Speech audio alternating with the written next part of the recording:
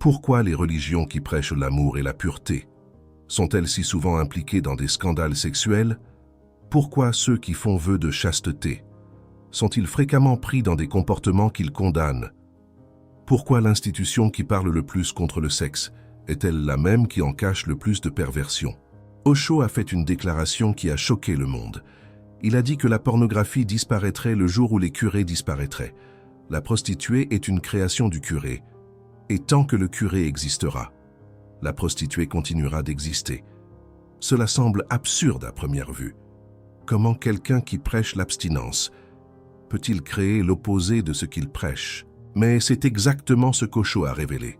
Une vérité brutale que les religions vous cachent depuis des millénaires. Si vous êtes prêt à entendre ce qu'aucune église ne vous dira, si vous voulez comprendre pourquoi la répression crée exactement ce qu'elle tente de détruire, alors cette vidéo va vous ouvrir les yeux d'une manière que vous ne pourrez plus jamais fermer. Laissez votre j'aime. Maintenant, commentez d'où vous regardez la vidéo et abonnez-vous à la chaîne parce que ce que je vais révéler dans les prochaines minutes va complètement changer la façon dont vous voyez la religion, la sexualité et la vérité qui vous a été cachée toute votre vie. Commençons par le grand mensonge, la fabrication de la faute originelle. Osho remettait en question l'une des bases du christianisme, l'idée de la faute originelle.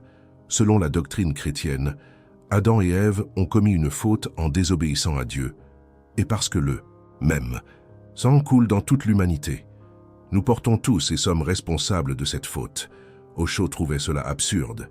Il demandait « Les scientifiques disent que l'humanité existe depuis des millions d'années. Il y a des millions d'années. Un couple a commis une faute, et nous en souffrons. Pouvez-vous imaginer quelque chose de plus ridicule? Que vous êtes prisonnier parce que des millions d'années auparavant, quelqu'un a commis un crime? Vous ne l'avez pas commis. Comment pouvez-vous en souffrir? Mais Osho est allé plus loin. Il a dit que ce qu'Adam a fait n'était ni originel, ni une faute. La désobéissance est un phénomène simple. Chaque enfant doit désobéir à son père. À moins qu'un enfant ne désobéisse à son père, il ne deviendra jamais mature. C'est très simple et naturel. C'est très psychologique. Osho a suggéré que Dieu a dû être heureux le jour où Adam et Ève ont désobéi. Il a dû se réjouir, chanter une chanson en disant « Maintenant, mes enfants mûrissent. » Mais pourquoi la religion a-t-elle transformé cela en faute? Pourquoi ont-ils créé la culpabilité autour de quelque chose de naturel? La réponse est dévastatrice, parce que le contrôle sur la sexualité est le contrôle le plus puissant qui existe. Si vous contrôlez la relation d'une personne avec son propre corps, vous contrôlez la personne entière. Si vous pouvez faire sentir à quelqu'un de la honte, de ce qui est le plus naturel et le plus puissant en elle, vous avez un esclave pour toujours. Aucun tyran dans l'histoire n'a réussi ce que les religions ont réussi. Les tyrans contrôlent les actions externes. Les religions contrôlent le plus intime, le plus privé, le plus sacré. Elles entrent dans vos pensées les plus secrètes. Ça y plante du poison, les stratégies de contrôle. Osho a révélé que les politiciens, les curés, les parents sont tous des créateurs de culpabilité. Parce que c'est la seule façon de contrôler et de manipuler les gens. Pensez-y. Si vous faites sentir à quelqu'un de la culpabilité pour ses désirs les plus naturels, vous avez le contrôle sur cette personne pour toujours. Elle aura besoin de vous. Pour la pardonner, elle dépendra de vous pour la racheter. Elle sera l'esclave de votre institution. Osho distinguait entre la honte bouddhiste et la culpabilité chrétienne. Il disait que la culpabilité est imposée sur vous par les autres. C'est une stratégie des curés pour exploiter. C'est une conspiration entre le curé et le politicien pour maintenir l'humanité dans un esclavage éternel. Ils créent la culpabilité en vous, créent une grande peur du péché. Ils vous condamnent, vous font avoir peur, empoisonnent vos propres racines avec l'idée de culpabilité. Les curés détruisent toutes les possibilités de rire, de joie, de célébration. Leur condamnation est telle que rire semble être un péché. Être joyeux signifie que vous êtes mondain. Mais voici l'ironie qu'Osho expose, l'hypocrisie religieuse. Osho a fait une déclaration provocatrice. Il a dit que l'Inde est le pays le plus hypocrite du monde parce qu'il prétend être le plus religieux. Religion et hypocrisie sont comme des cousines. La même chose vaut pour n'importe quel endroit où la religion organisée domine, où il y a plus de prédication de pureté, il y a plus de secrets sombres, où il y a plus de vœux de chasteté, il y a plus de scandales d'abus. Osho a observé que tant que le célibat était prêché, il y a toujours eu de la perversion sexuelle. Il disait que les chefs religieux n'affrontent que deux possibilités, soit rester dans l'ancienne hypocrisie, soit sortir et déclarer clairement que la culpabilité n'est pas la nôtre, mais la culpabilité de la tradition, de la religion qui nous a imposé quelque chose d'antinaturel. Et chaque fois qu'il y a quelque chose d'antinaturel, la perversion est vouée à arriver. Osho a noté que tout le monde est contre un curé spécifique quand un scandale arrive, mais personne n'est contre le célibat. Et la culpabilité est dans l'idée de célibat, pas dans la personne individuelle. Pourquoi personne ne questionne la racine du problème? Parce que la racine est protégée par le système entier. Questionner le célibat, c'est questionner la base de l'autorité religieuse. C'est questionner la sainteté de ceux qui se placent au-dessus de vous. C'est questionner tout le système qui dépend de vous croire qu'ils sont plus purs que vous. S'ils ne sont pas plus purs, s'ils luttent avec les mêmes désirs que vous, alors pourquoi auriez-vous besoin d'eux comme intermédiaires pour Dieu? Cette question est trop dangereuse pour que le système le permette. Si vous commencez à voir la profondeur de ce qu'Osho a révélé, si vous n'y aviez jamais pensé de cette façon, j'ai besoin que vous laissiez votre j'aime maintenant. Cela aide plus de personnes à trouver ce message que les religions ne veulent pas que vous entendiez. Le mécanisme de la perversion. Osho expliquait que quand vous réprimez quelque chose de naturel, vous ne l'éliminez pas, vous le transformez en quelque chose de distordu. C'est comme essayer de retenir de l'eau dans vos mains, en serrant de plus en plus fort. Plus vous serrez, plus elle s'échappe entre vos doigts. Et quand elle s'échappe, elle va dans des endroits que vous n'attendiez pas. Des endroits sombres, des endroits cachés. L'énergie sexuelle est l'énergie vitale la plus puissante qui existe. C'est la même énergie qui crée la vie. C'est l'énergie qui meut l'univers à travers les corps humains. Vous ne pouvez pas simplement l'éteindre en faisant un vœu. Osho disait que le sexe est une énergie brute. Elle doit être transformée, et à travers la transformation, il y a la transcendance. Au lieu de la transformer, les religions la répriment. La différence est cruciale. Transformation signifie élever l'énergie, la raffiner, l'utiliser pour la croissance. Répression signifie la pousser vers le bas, la cacher, la nier. Et ce que vous poussez vers le bas ne disparaît pas. Il grandit dans le noir, se déforme, et finit par exploser de manière monstrueuse. C'est pourquoi Osho faisait ce lien choquant. La pornographie disparaîtrait le jour où les curés disparaîtraient. La prostituée est la contrepartie du curé. Si le curé demeure, la prostituée demeurera. La prostituée est une création du curé. Cela peut paraître contradictoire, mais c'est de la logique pure. La même force qui crée la répression, crée l'industrie qui profite de l'obsession refoulée. Ce sont les deux faces d'une même pièce. Avez-vous déjà remarqué que les pays les plus religieux ont souvent les plus grands problèmes de pornographie cachée, de prostitution clandestine et de crimes sexuels? Ce n'est pas une coïncidence, c'est une relation de cause à effet. Plus vous réprimez publiquement, plus l'énergie s'échappe par des canaux distordus, plus vous condamnez officiellement, plus l'obsession grandit dans l'ombre. Osho voyait clairement cette dynamique. Il comprenait que l'énergie ne peut pas être détruite, seulement transformée ou distordue. Et la religion a choisi de distordre la condamnation chrétienne du sexe. Osho considérait la condamnation chrétienne du sexe comme contre nature. Il argumentait que cela menait à la répression et à la culpabilité, la moralité sexuelle stricte de l'Église, particulièrement l'idée du célibat pour les curés et la diabolisation du plaisir, a causé plus de mal que de bien, menant à une société sexuellement réprimée et psychologiquement malade. Osho lui-même a déclaré « Mes visions sur l'éthique sexuelle sont contraires à toutes les visions qui ont été soutenues jusqu'à présent. Toutes étaient répressives du sexe, condamnatoires, et créaient une division dans l'esprit humain. Toute la schizophrénie et toutes les perversions de l'homme sont enracinées dans cette éthique sexuelle erronée. Pensez à ce que cela signifie. La même institution qui prétend vouloir guérir l'âme humaine est en réalité en train de créer la maladie qu'elle prétend guérir. C'est un cycle parfait de dépendance. Créez la culpabilité, offrez le pardon. Créez encore plus de culpabilité. Offrez encore plus de pardon, infiniment. Osho était clair.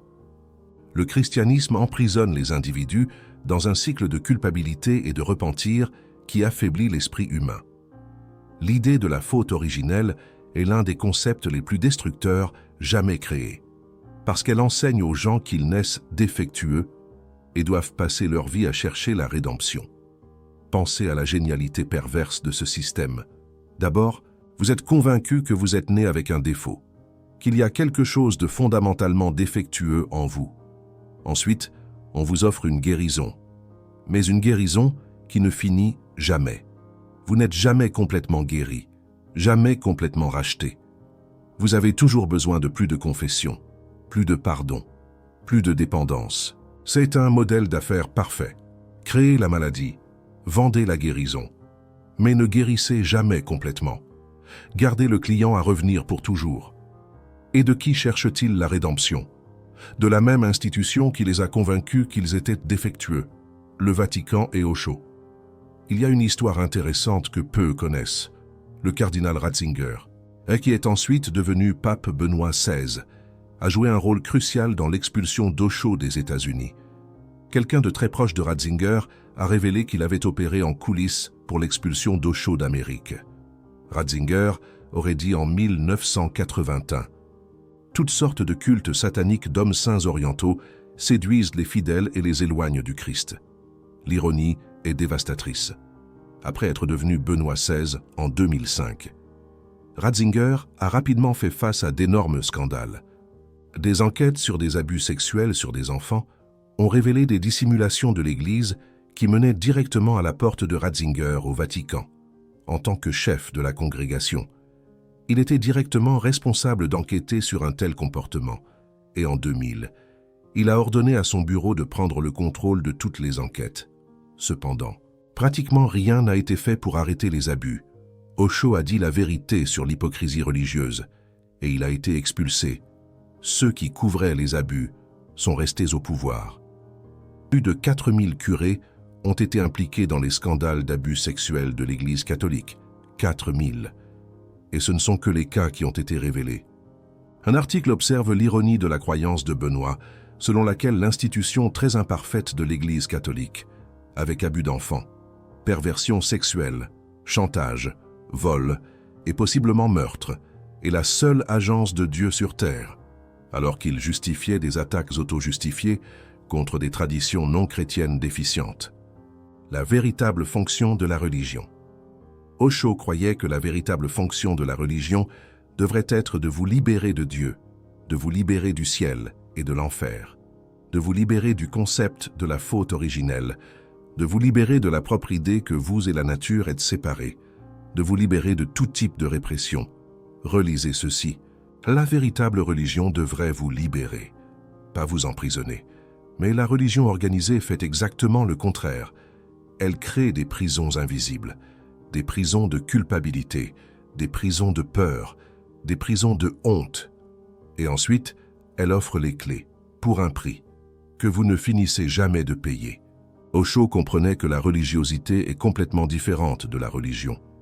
La religiosité est un état de conscience. C'est une qualité d'être. C'est la connexion directe avec l'existence sans intermédiaire. La religion organisée est une institution, avec des hiérarchies, des règles, des dogmes et des intérêts financiers. Elle a besoin de fidèles pour survivre. Et les fidèles libres ne suivent personne. Alors elle a besoin de créer la dépendance. La plus grande arme pour créer la dépendance est la culpabilité sexuelle, parce que c'est la plus intime, la plus universelle, la plus puissante. Si vous contrôlez cela, vous contrôlez tout, le chemin de la transformation. Osho offrait une alternative. Au lieu de réprimer l'énergie sexuelle, transformez-la. Il disait que l'énergie sexuelle est l'énergie vitale. Elle est incontrôlable dans le sens où vous ne pouvez pas simplement l'éteindre, mais vous pouvez la canaliser, l'élever, la raffiner.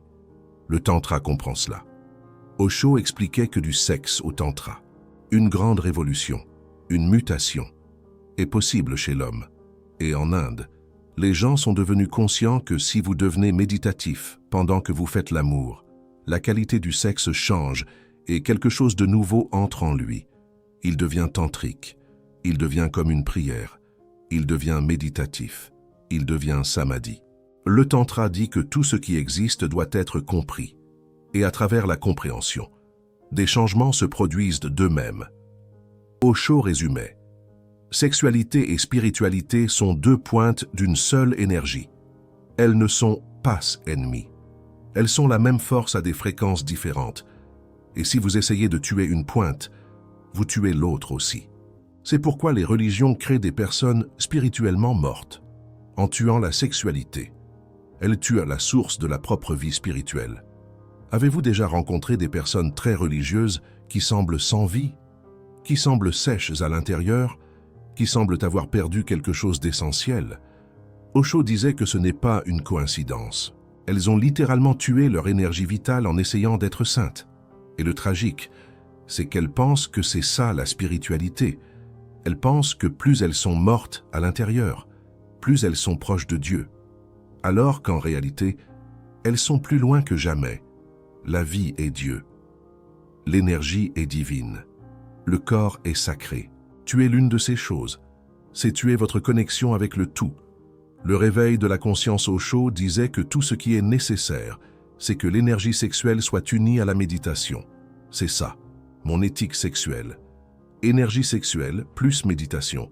Plus vous méditez, moins le sexe aura d'attrait pour vous. Et peu à peu, spontanément, sans un effort conscient pour sublimer le sexe, l'énergie aura une nouvelle source pour fluer. La même énergie qui coulait à travers le sexe coulera maintenant à travers la méditation. Et quand elle coule à travers la méditation, la porte divine s'ouvre. C'est complètement différent de la répression. La répression, c'est fermer la porte de force. La transformation, c'est ouvrir une porte plus grande. La répression dit « Ne ressens pas ça, tue ça, détruis ça ». La transformation dit « Ressens pleinement, comprends profondément et laisse l'énergie trouver son propre chemin. Plus haut, l'une crée une guerre interne, l'autre crée la paix et la croissance. L'une dépense toute son énergie dans la lutte, l'autre utilise toute son énergie pour évoluer. L'une te laisse diviser et en conflit, l'autre te rend entier et intégré. » Osho choisissait toujours la seconde voie. Et c'est pour ça qu'il a été considéré comme dangereux par ceux qui profitent de la première. Accepter pour transcender. Osho insistait sur le fait que l'acceptation est le premier pas. Le tantra accepte le corps, accepte le sexe, accepte tout. Et le tantra dit que la sagesse accepte tout et transforme. Seule l'ignorance rejette. Seule l'ignorance rejette. La sagesse accepte tout. Même un poison peut devenir un remède, mais seulement à travers la sagesse. Acceptez-vous vous-même, parce que c'est seulement à travers l'acceptation que la transformation est possible. Tant que vous rejetez, vous êtes en guerre. Et tant que vous êtes en guerre avec vous-même, toute votre énergie est dépensée dans la lutte. Il ne reste rien pour grandir, rien pour transformer, rien pour transcender. Osho disait que l'homme a reçu tant d'énergie sexuelle comme une indication claire, que l'existence veut que vous transformiez cette énergie en niveau plus élevé de conscience. Tout comme elle peut donner naissance à des enfants. Elle peut vous donner naissance à vous, avec une nouvelle vision, nouvelle félicité, nouvelle lumière et un être totalement nouveau. L'énergie sexuelle a deux parties. L'une est physique et l'autre est psychique, dans votre corps. Tout a deux parties, tout comme votre corps et votre esprit. Tout à l'intérieur de vous a deux parties, l'une matérielle et l'autre spirituelle. L'énergie sexuelle, c'est la partie psychique, et la partie psychique peut monter. Et pour cette partie psychique, le passage de la colonne est utilisé. Le passage de la colonne et ses centres, c'est ce que le tantra a toujours su, et ce que les religions de répression ont délibérément ignoré, le mensonge qui contrôle des milliards. Alors, voici la vérité brutale qu'Osho expose. Les religions ne veulent pas que vous soyez libre. Les religions veulent que vous soyez dépendant. Les religions ne veulent pas que vous soyez entiers. Les religions veulent que vous soyez divisés.